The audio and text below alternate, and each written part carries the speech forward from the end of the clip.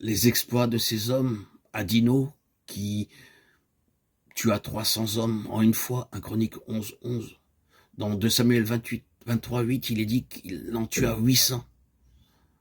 Il fit face à cette situation désespérée et ne s'arrêta point jusqu'à ce que tous soient tués.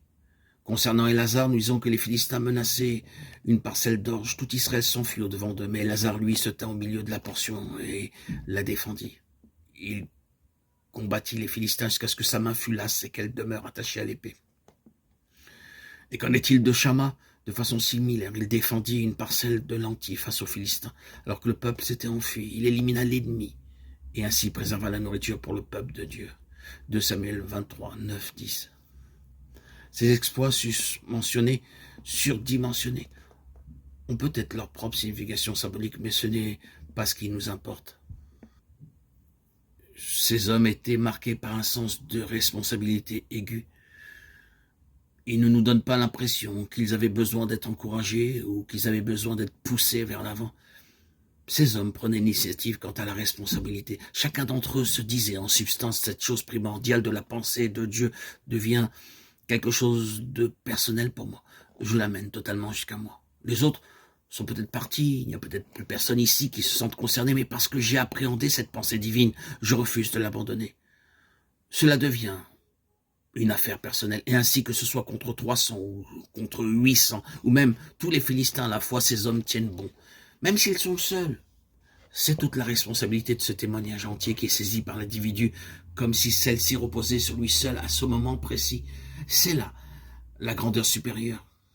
Il y en a qui se plaisent dans la foule et qui agissent quand d'autres sont là pour les encourager et les soutenir.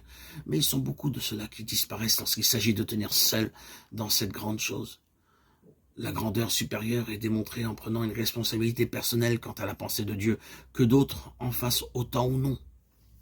Regardons Paul, de sa conversion à la fin de sa vie. Il semble avoir été comme cela tout à la fin. On entend dire « Tous ceux qui sont en Asie se sont détournés de moi » 2 Timothée 2,15. Et celui-ci et celui-là sont partis. Luc seul est avec moi. 2 Timothée 4,11. Il est pratiquement seul, mais il n'abandonne pas. C'est justement à ce moment-là, et plus que jamais, qu'il s'enhardit pour la pleine pensée de Dieu. Nous avons le fruit de sa consécration dans ses lettres écrites en prison. La grandeur spirituelle est la volonté de prendre position pour ce que Dieu a révélé comme étant sa volonté. Même si nous devons être les seuls à le faire.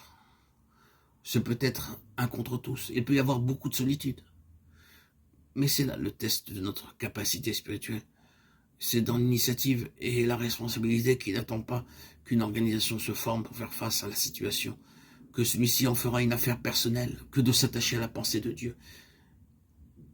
Et ce potentiel spirituel sera sans restriction.